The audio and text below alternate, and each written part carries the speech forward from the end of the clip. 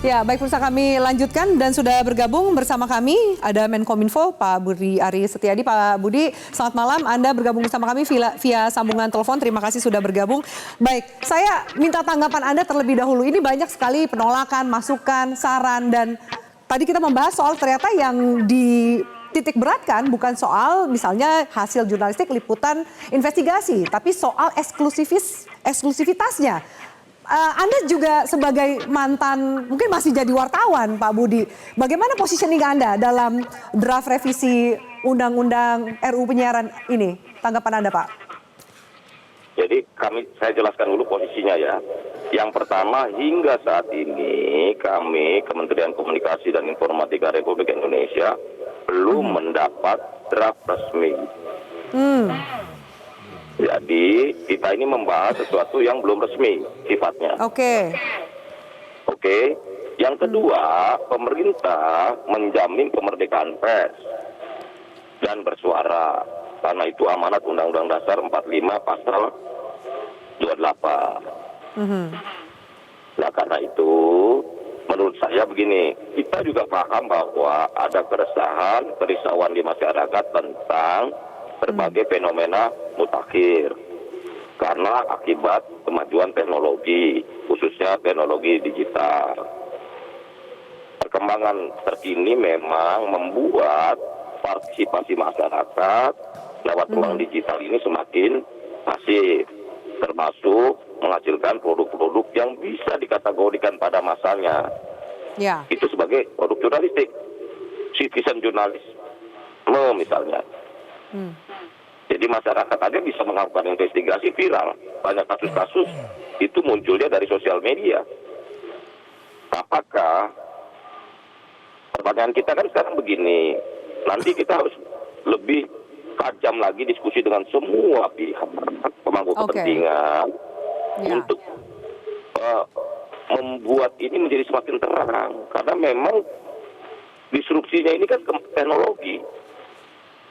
Mana yang dulu definisi penyiaran cuma radio dan TV, sekarang penyiaran lewat kanal media yang lain, lewat sosial media, lewat streaming dan sebagainya. Memang kita semangatnya adalah undang-undang ini kan undang-undang yang sudah 22 tahun yang ketika dibuat memang belum meraba mengenai kemajuan teknologi digital ini. Tapi yang pasti begini loh, kita harus melindungi kemerdekaan pers dan hak warga masyarakat untuk bersuara. Karena itu esensi demokrasi. Partisipasi menjadi penting, begitu loh. Baik, saya minta tanggapan Mas Haris. Ini belum juga komentar lebih jauh. Ini sebenarnya kalau mendengar penjelasan dari Menkominfo, kemudian dari Komisi 1, yang sebenarnya memang ternyata ada pihak insan-insan pers yang mengendus bahwa sebenarnya ada pasal-pasal karet yang bisa berpotensi mengancam kebebasan pers, atau ini soal komunikasi dan sosialisasi yang belum nyampe aja? Baik, pertama begini. Tadi saya mau menggarisbawahi pernyataan Pak Menteri bahwa pihak pemerintah pun belum menerima draftnya. Ya. Artinya secara teknikalitis penyusunan legislasi ini masih bermasalah. Lalu kalau mau dikebut bulan September harus selesai, menurut saya itu terlalu mengangkangi akal sehatnya publik, terutama teman-teman jurnalis, yang saya pikir teman-teman jurnalis ini bekerja bukan di alam bawah sadar. Teman-teman jurnalis ini adalah orang-orang yang bekerja dengan sebuah perencanaan yang sangat baik sekali. Itu yang pertama. Yang kedua, masih soal legislasi. Kalau memang ini mau dikaitkan dengan Undang-Undang Ciptaker, yang dilihat di situ kan soal potensi digitalisasinya. Iya. Justru menurut saya, negara, pemerintah terutama, diuntungkan dengan peran sertanya teman-teman jurnalis yang melakukan pendalaman yang kita sebut sebagai jurnalisme investigasi. Karena ada banyak ketidakmampuan, ketidaksiapan, atau kita bisa pilih diksi yang lain, bagi pemerintah untuk mengangkat masalah-masalah tersebut. Ya. Kita lihat bagaimana kerusakan hutan, bagaimana kerusakan sumber daya alam, bagaimana kecurangan ini dan itu yang diangkat oleh banyak teman-teman jurnalis. Dan itu kerusakan air yang di Bali. Di Bali berkumpul sedunia, tapi Sulawesi Selatan dan Sumatera Barat mengalami banjir yang luar biasa. Ya kan? Nah, Siapa yang memberitakan itu? Siapa yang menyediakan informasi untuk publik berbagi solidaritas dan empati terhadap duka yang terjadi? Itu kan teman-teman jurnalis lewat institusi penyiaran mereka. Jadi menurut saya kontribusi, saya pikir kalau dibilang pilar keempat demokrasi jurnalis, udah nggak pilar lagi. Hari ini sebetulnya teman-teman jurnalis itu sudah menyediakan rumah, gudang, lapangan, dan beribuan tiang yang dinikmati oleh masyarakat. Bahwa ada 1, 2, 10, 100 kesalahan, kecurangan, ketidaksengajaan atau kesengajaan yang dilakukan oleh jurnalis, saya pikir buka datanya Dewan Pers. Nah, jadi saya ingin mengatakan bahwa dari sisi hak asasi manusia, teman-teman jurnalis itu dia menjadi penyangga, pekerja, penyedia yang mencari informasi dan menyebarkan informasi tersebut. Saya ingin masuk ke soal eksklusivitas jurnalisme investigasi. Ada banyak situasinya hari ini begini, Mbak Afiani. Siapa yang ingin bekerja, melakukan pendalaman, itu teman-teman jurnalis saya ingatkan sekali lagi. Dan saya sebagai orang yang kerja di bidang hukum, di bidang advokasi, kadang-kadang, bukan kadang-kadang, seringkali kita justru terbantukan. Bukan hanya pada satu eksklusivitas, tetapi pada rentetan eksklusivitas yang menggambarkan pola. Sebetulnya kita ini sedang ada dalam situasi apa? 5 tahun, 10 tahun, atau ini kita bisa gunakan sebagai cara untuk melihat ke depan. Nah, jadi ini bukan sekedar status hak mencari dan menyebarkan informasi yang dimiliki oleh para jurnalis. Kita merasakan konkret. Konkret yang kedua saya ingin sampaikan. Bahwa justru situasinya aneh kalau kewenangan bekerjanya teman-teman jurnalis mau diamputasi. Data, serangan fisik, serangan hukum, serangan pribadi. Temannya Mbak Afiani kemarin curhat di sosmednya tentang kampanye yang buruk kepada salah satu pembawa acara itu. Itu meluas. Dan tren di Asia Pasifik meluas. Gitu. Justru seharusnya negara itu DPR yang mewakili rakyat, yang rakyatnya dijadikan narasumber oleh para jurnalis, harusnya datang dong buru-buru mengkonsolidasikan kewenangannya untuk menyediakan sebuah produk legislasi untuk menjaga keamanan bekerjanya si para jurnalis. Ke depan, terakhir nih, di poin ini saya ingin mengatakan, kalau pasal-pasal yang kita diskusikan ini makin jadi, terutama soal larangan eksklusivitas jurnalisme investigasi, mereka bukan hanya berpotensi ditutup, di shutdown, tetapi bisa ada semacam serangan yang lebih membabi buta kepada para jurnalis.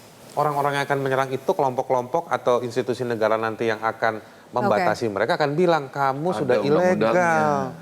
Dan serangan situasi buruk terhadap para jurnalis bukan tidak mungkin akan meningkat angkanya. Karena di setiap angka karena itu ada payung hukumnya. Tapi saya ingin mengatakan dari sisi hak asasi manusia, dari sisi peristiwa, setiap angka itu merepresentasikan luka dan duka yang sangat buruk. Baik. Sebelum Bang Ege dan Mas menambahkan, saya minta tanggapan dari Pak Menteri terlebih dahulu. Silakan Anda menanggapi soal tadi yang disampaikan oleh Mas Haris Azhar, Pak Budi Ari. Tadi kan saya sudah sampaikan prinsip dasarnya kita itu harus melindungi kemerdekaan pers dan kebebasan masyarakat untuk bersuara. Karena itu kan esensi dari demokrasi, di mana partisipasi publik, partisipasi masyarakat harus terus kita kembangkan sehingga kita bisa mewujudkan demokrasi yang berkualitas. Memang ada kemajuan teknologi yang memang membuat banyak hal menjadi sumir yang perlu kita diskusikan. Apakah ini ranah penyiaran? Tapi prinsip-prinsip tadi soal penayangan, investigasi jurnalisme. Ya semua jurnalis yang berkualitas ya harus investigasi. Karena kita juga kan punya concern untuk menumbuhkan jurnalisme yang berkualitas. Di mana jurnalisme yang berkualitas itu hasil produk investigasi, pendalaman, Ya. Begitu. Soal potensi-potensinya tanggapan Anda, tadi dijelaskan ada potensi membungkam, lalu termasuk juga keselamatan saat jurnalis tengah bekerja mencari informasi eksklusif itu juga menjadi perhatian dari insan pers dan juga banyak pihak. Bagaimana Anda melihat itu? Apakah kemudian memang ada justru jaminan untuk pers bekerja lebih bebas lagi, bukan malah dikebiri hak dan juga kewajiban mereka untuk bekerja menggali informasi, Pak Budi? Karena itulah tadi kan saya sudah sampaikan, bottom line-nya adalah kemerdekaan pers. Bahwa pemerintah menjamin kemerdekaan pers dan masyarakat untuk bersuara. Itu dulu fondasinya. Bahwa ada perkembangan teknologi dan lain-lain. Ini kan terus terang ini teknologi ini begitu cepat berkembang. Disrupsi. Sekarang free to air kayak TV, kayak Metro TV ini udah didisrupsi oleh sosial media. Sekarang anak-anak muda lebih banyak menonton sosial media atau mencari informasi lewat sosial media. Baik. Jadi ini memang harus kita diskusinya harus agak dingin, diskusinya perlu waktu yang agak lama sehingga pemahaman mengenai masalah di undang-undang penyiaran ini bisa kita selesaikan dengan lebih baik. Karena gini loh, betul. Kita harapkan seperti itu, Pak. Justru jangan ngebut buru-buru atau bahkan diam-diam gitu. Justru kemudian kita mengawal bagian itu. Silakan Bang Ege. Boleh, Pak Menteri. Ini Menteri Komunikasi kedua yang belajar ilmu komunikasi betul sama-sama sesudah almarhum Profesor Alwi Dahlan dulu ya. Ini Menteri Komunikasi yang belajar ilmu komunikasi. Nah, yang pertama tadi setuju ya, Pak Menteri, bahwa semakin eksklusif berarti kan semakin komplit, semakin tajam menilai sesuatu yang perlu dijadikan sebagai bahan jurnalisme investigatif. Setuju ya Pak Menteri ya? Itu semakin tinggi nilainya, baik untuk ujian maupun artinya bagi bangsa dan negara. Tapi yang kedua, yang saya mau masuk Pak Menteri gini, kan banyak dengan perkembangan digitalisasi ini tadi, sebagaimana disampaikan oleh Aris Hasar, banyak teman-teman yang sekarang bikin podcast gitu ya, yang ternyata dengan sangat mudah melakukan investigasi. Jadi produk investigasi sekarang itu tidak usah kita bayangkan yang betul-betul persiapannya begitu mahal, begitu lama, dan itu bagus luar biasa. Ada beberapa yayasan, seperti misalnya mungkin teman-teman NGO yang melakukannya. Tapi ada juga sekarang yang melihat, lalu secara praktis merangkainya dan menayangkan di podcast-podcast mereka misalnya. Dulu mereka merasa tidak aman kalau hanya tercecer begitu saja, berusaha mendaftarkannya supaya masuk di bawah bidang jurnalistik. Sehingga ada semacam perlindungan. Sekarang malah begitu masuk dalam konteks jurnalistik, langsung ditangkap nih oleh undang-undang ini nantinya.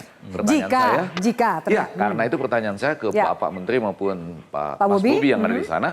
Apakah nanti podcast-podcast ini juga akan berpotensi terkena ancaman yang seperti ini? Kalau tidak dipikirkan secara sungguh-sungguh, artinya bukan hanya media-media penyiaran yang sedang ada saat ini, Anda puluhan ribu mungkin ada konten kreator yang juga ada ternyata di luar sana akan ikut segera terkena. Jadi ini bukan cuma persoalan stasiun-stasiun televisi dan lain-lain. Anda yang sedang punya podcast-podcast di mana-mana, yang mencoba mencari perlindungan di bawah kata jurnalistik atau jurnalisme, malah masuk dalam perangkap di sini. Dan co-pilot Suanda.